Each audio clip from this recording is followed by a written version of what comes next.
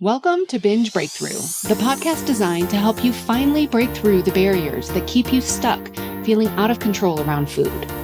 I'm Master Certified Coach Jane Pilger, and I want you to know that no matter how long you've been struggling or what you've tried, food freedom is possible, and I'm here to show you how. After years of therapy, eating disorders treatment, restrictive diets, and reading all the books, I was still stuck in the on-again, off-again cycle of restricting and binging until I was able to see it all from a new perspective that changed everything. Each week, I will share the strategies, tools, and mindset that allowed me to overcome my decades-long battle with binge eating. Your journey to body trust starts now.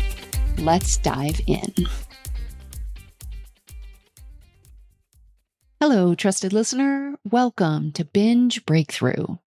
I consider you a trusted listener because I trust that you are listening to this podcast, this very specific episode, for a reason. I trust that you are going to come away from this episode with something that you can apply to your own journey, with an insight, a breakthrough, something that will help you on your journey with food. So last week, I talked about my journey to becoming an athlete. If you haven't checked it out, it might provide a little bit of background and insight for you, but you do not need to have listened to last week's episode to really get what you need from this week's episode. But I do want to build a little bit upon what I talked about, but specifically with a focus on food. A lot of people talk about their journey, what they're doing as an athlete, without really talking about the food.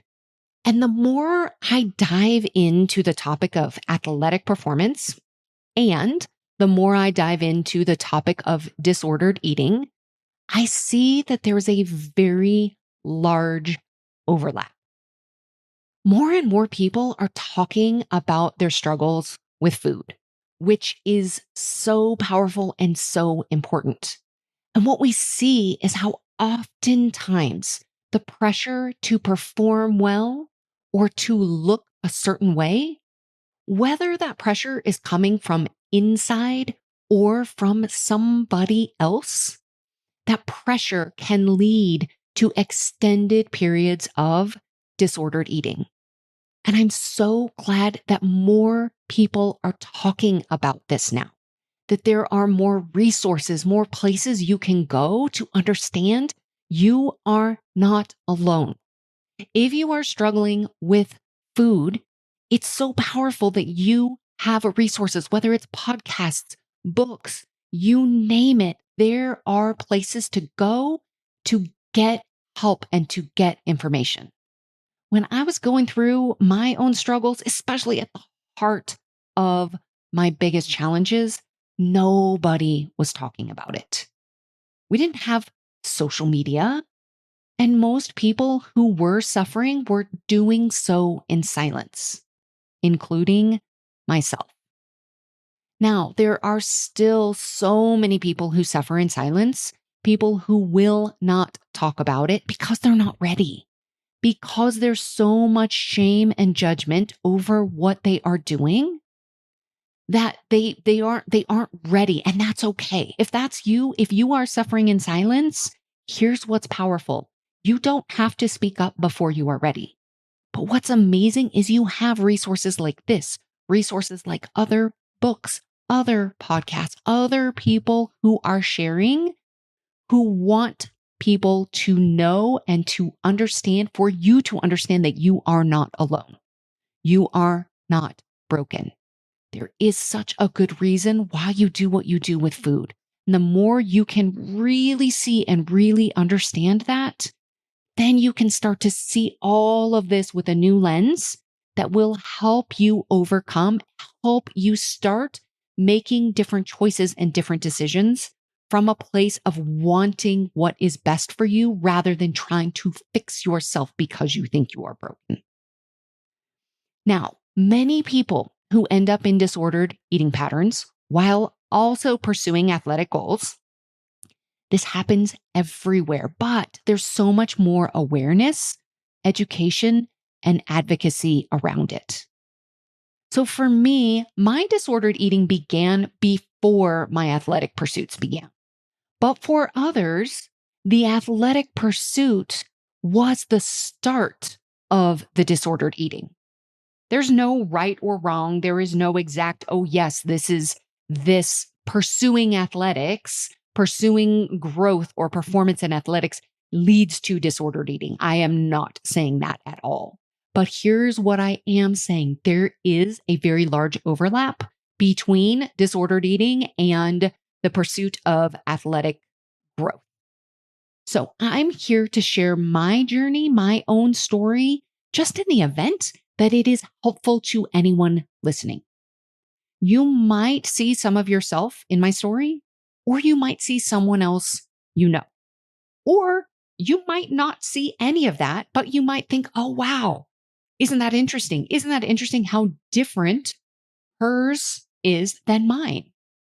So we're not here to say mine is right and yours is wrong, or mine is the way that it's supposed to look, or everybody's looks that way. It's just an opportunity to actually hear somebody else's story. So for me, it's so interesting to me to look back and to reflect on the role of food throughout my athletic journey. I would say my kind of eating was pretty normal, if you can call it that, until the summer before my junior year of high school, where I went on this little mini Peace Corps mission to Paraguay, and I gained 20 pounds in 8 weeks. So this quick weight gain created stretch marks on my body. I came home, I had these stretch marks. Many of my clothes did not fit. What's interesting for me to actually look back when it very specifically relates to food, this is actually the same time that I became a vegetarian. So while I was in Paraguay, we lived with this host family. There were 18 chickens running around their property. They were kind of pets, but they were also there for the purposes of providing food. And so when it was time for them where they wanted some chicken, we would watch them catch it and kill it and the entire process. And our host mom, her favorite part of this chicken was the head. We would be sitting at the table and there was this chicken head sitting out of our bowl. We really got close to these chickens. We kind of saw them as our pets. And then to sit at the table and to see that was very challenging. I also, while we were there, I heard a pig being slaughtered. And that was it. I decided to become a vegetarian. It was at the time called a lacto-ovo vegetarian. So basically what that means is that I ate eggs and dairy products. So this was the summer before my junior year of high school. I told the story on the podcast last week about volleyball, and the uniform that we had to wear in volleyball was essentially we were wearing underwear on our bottom half, which meant you could see these brand new red stretch marks on the top of my thighs. This started my very first restrictive diet. So not only was I now not eating any meat, but I was counting calories. I had my little spreadsheet going. I was going to the gym to burn calories. I was reading all about, any information to lose weight fast, lose 10 pounds in 7 days, all of these things. I was reading about all of this. I think this was probably also when I first subscribed to Clean Eating magazine. I was eating a lot of salad, fat-free cottage cheese, and lean cuisine frozen meals. And this was back in the day when fat was perceived as bad. So I avoided anything with extra fat. Now I went on to college and started binging my very first semester. And when I would binge, it was often basically it was either baked goods, macaroni and cheese, or ice cream. But when I wasn't binging, I was basically eating lean cuisine and healthy choice frozen dinners or cottage cheese. Now, over the years, people would ask me, do you think you would ever eat meat again? And they would tell me stories about other people that they knew who had been vegetarian for a long time. and whatever happened and they started eating meat. And they would ask me, do you think that would ever happen to you? And I would always say, no, I will never eat meat again. That will not be me. I was just convinced I will not eat meat again. I'm going to be a vegetarian for the rest of my life. Now, I got into triathlon shortly after, I guess my first triathlon was right after we got married. So it's early 2000s at this point. I was still binging. And I was also getting injured fairly frequently. And I was having a hard time healing. I remember having like a groin strain, and it was taking a long time to heal. So I decided, I'm going to go see a nutritionist. She can probably solve my problems if she will just tell me what to eat. I have very distinct memories from, I would say, probably very shortly after I started binging, as I was trying to stop and figuring out ways to stop. If somebody would just tell me what to eat, then everything would be fine. If I could be like Oprah Winfrey and have my own personal chef, then everything would be great. I just want somebody to just tell me what to eat, to make all my food for me. Then I wouldn't have to worry about it. So I thought, oh, a nutritionist, this will be perfect. She'll tell me what to eat. It'll be great. So she asked me about my eating patterns. And when I told her that I was a vegetarian, she was asking me a bunch of questions. And she asked me, do you think you get enough protein? And I thought about it and I said, well, I'm sure I can. Like, I know I can get enough protein as a vegetarian, but it's probably unlikely that I actually do, given knowing what I eat on a regular basis. And she asked if it's anything I would ever consider. And I really thought about this for a while, and we left that appointment and she said, I just want you to just consider it. You don't have to, I'm not telling you to, but just consider. The only reason I could come up with to not eat meat was because I said I wouldn't, because I had told all of these people in the past that I never would eat meat again. And as I reflected on it, I thought, I don't really like that reason. And this is probably the first time that I really explored this concept of knowing your reason for doing something and liking your reason. I didn't like my reason. So I decided, you know what? I'm going to experiment. I'm going to try eating meat and see what happens. So I slowly started introducing it, and my body loved it. I felt better. I felt stronger. I was healing faster. I was bruising less. Now, this is a disclaimer. This is not for everyone. I am not here to say, if you happen to be a vegetarian, that you should start eating meat. What I am here to say is that the most powerful thing you can do is connect with your body. What feels good? What feels right in your body? Be willing to experiment. Be willing to question why you make certain decisions around food and if you like your reasons. I think for me, I can look back and say, wow, this probably was the first time I started asking myself, do I like my reasons? And connecting with what felt good and right in my body. Now, when I look back on this, I would love to have really realized this is what I was doing so that I could continue asking the question, why am I choosing this? Do I want to? Do I like my reasons? Connecting with what felt good in my body. If I could have continued doing those two things, who knows what could have changed for me?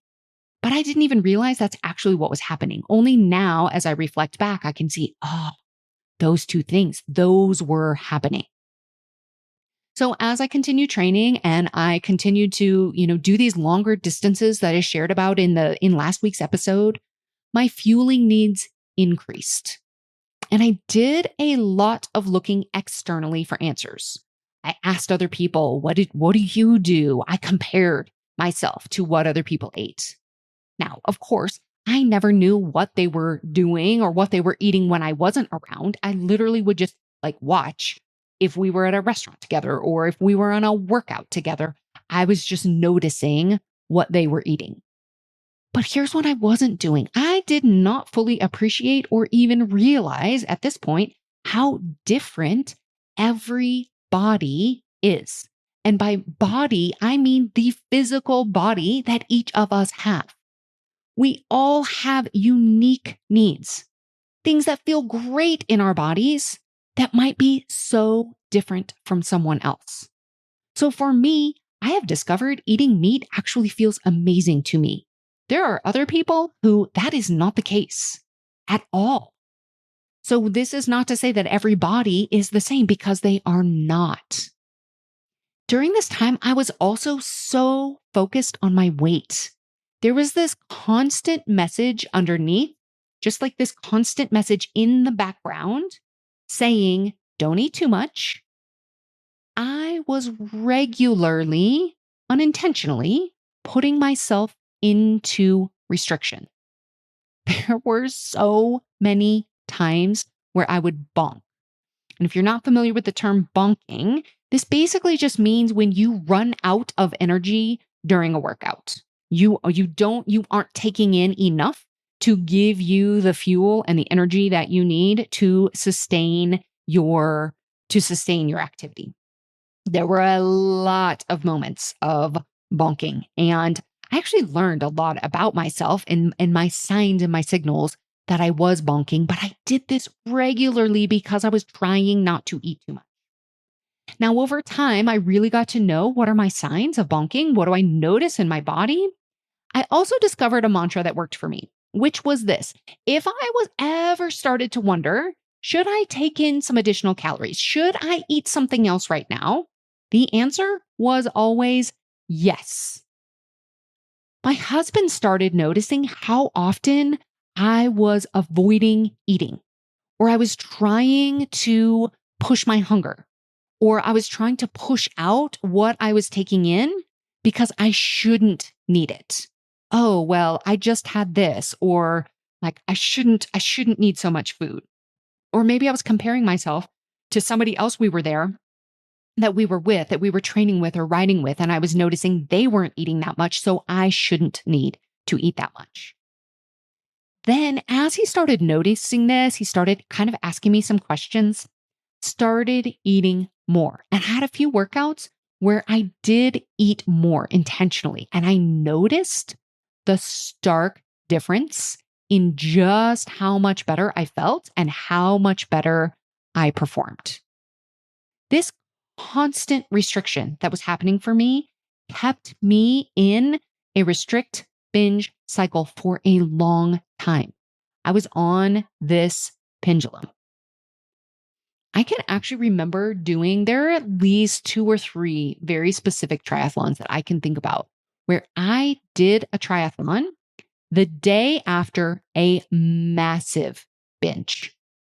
I would think I would not be able to do it, that I wouldn't be able to perform, that I was, had so much food in my body and my stomach was going to be so upset, and there was no way that I was going to be able to do it.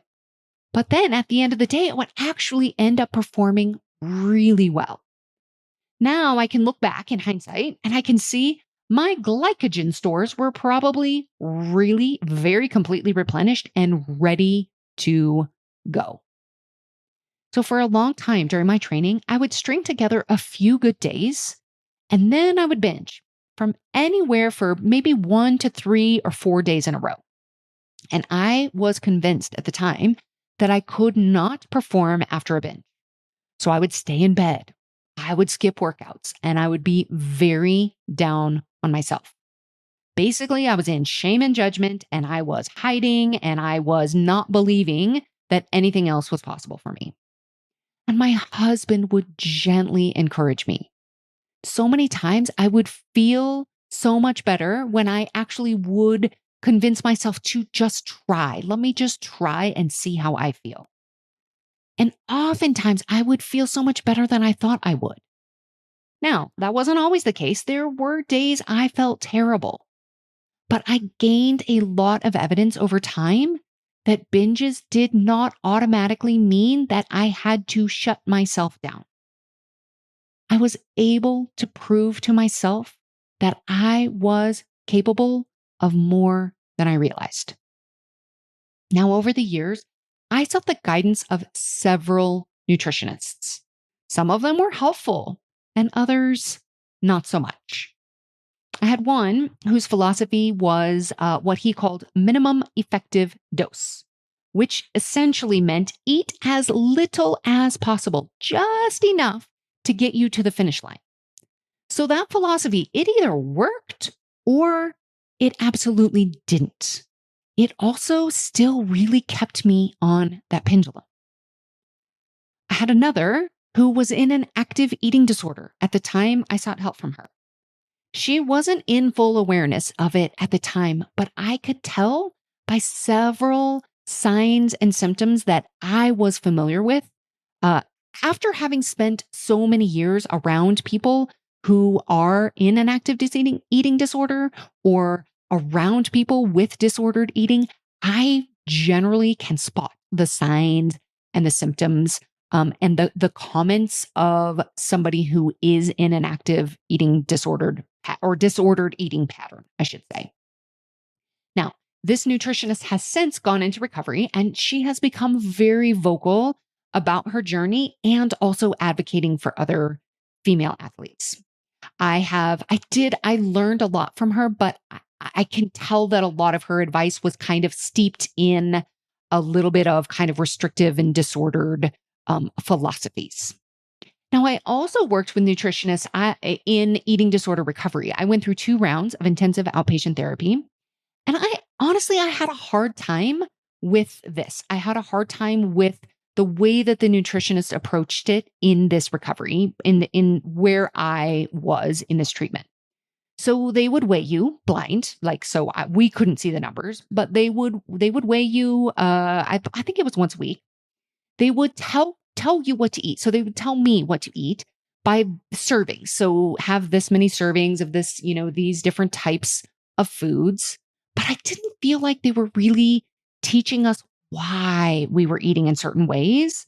And they certainly weren't teaching us how to listen to our bodies.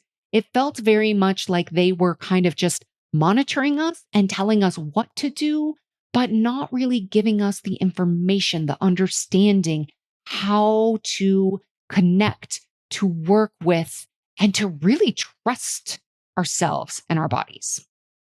About 10 years ago, I did some elimination diets. I also did some food intolerance testing. Now, this food intolerance test that I did, it came back and it showed I was allergic to almost everything, and I cut it all out. Gluten, dairy, most nuts, soy, and lots of different fruits and vegetables. Now, of course, when I would binge, and I was still binging, I would binge on these things, especially gluten and dairy. So I wasn't exactly eliminating these foods like I thought that I was, but this was always running in the back of my mind that I can't eat all of these other things. And then a few years later, I went even further into restriction. So somebody that I followed and admired suggested that sugar and flour are terrible for bingers and that I should eliminate them completely. I also, right around the same time, I started following Bright Line Eating, which gave the same advice. And so I did. I cut them both out. And honestly, I lost quite a bit of weight. I also decided to stop snacking. So I pushed my hunger a lot. And I believed that whenever I felt hunger signals, whenever I felt my stomach growling and all of these things happening, my body was just eating itself. And I was still exercising extensively for my training and my overall intake. My overall intake of food in general went down, especially because I took all of these things out of my diet. And my carb intake went down significantly. Now, at the time, I thought it was amazing. I had this quote unquote success for a while. And then I returned to binging because these things are not sustainable. I also had many people tell me I was too thin, even though I simply could not see this for myself. So around this time, I started to get really curious about the type of relationship I wanted to have with food. I had spent so long looking to everyone else to tell me what to eat, when to eat, and how much to eat. So when I started looking about what do I want for myself? What relationship do I want with food? I realized I wanted to eat dessert sometimes. I wanted to have cookies and ice cream around the house and just eat them on occasion. I wanted to be able to have one bowl of cereal and not eat the entire box. I wanted to be able to have a snack in the afternoon if I was hungry. I wanted to be able to eat bread and cheese and soy sauce. So I decided to start challenging everything. Little by little, I reintroduced everything back into my diet. My digestion was a little wonky at first, but only for a couple of days. And I was actually shocked that my body handled it all just fine. Now I have 0 foods that I restrict, other than the ones I just don't like or I don't feel good after I eat. Now, this is not to say that other people who avoid certain foods don't have real intolerances. That is absolutely a real thing. But if you are someone that avoids certain foods, do you do that because you know you have a reaction or because someone said those foods aren't good for you? Did you make the choice for yourself or did someone say that is what you should do? Now, here's what's interesting. The latest trend in endurance nutrition is a fairly or very high carbohydrate intake during extended periods of exercise. So, this is something that I have been learning about, I've been informing myself about, and I have been working to incorporate. And it's been challenging for me because with this extended period of restriction that I had, and this baseline thought that's kind of underneath the surface of don't eat too much, that has been repeated over the years, it has taken some training for my body to take in more nutrition. So I sought out the help of a nutritionist who specializes in eating disorders and is also a former pro triathlete. And it's been fascinating to watch my experience. It's kind of been the tell me what to eat, don't tell me what to eat experience that I talked about in a previous episode. And I've had to really watch myself and my responses to her recommendations. And here's what I've learned for myself. I do my best when I understand the why behind something. If I can understand the purpose behind a recommendation and then allow myself to experiment with it while always keeping my body as the main guiding force to tell me what is working and what isn't, that works for me. It's like my body won't just let me eat what someone else thinks I should without understanding why or how it will benefit me. I deeply trust my body to tell me what to eat and how much to eat. And I also know there's a lot of science and research around endurance fueling that I only know a fraction about. So I think it's important to surround yourself with people who know more than you do and can help you achieve your goals. And my current goal is to maximize my endurance performance while also maximizing my trust and connection with my body.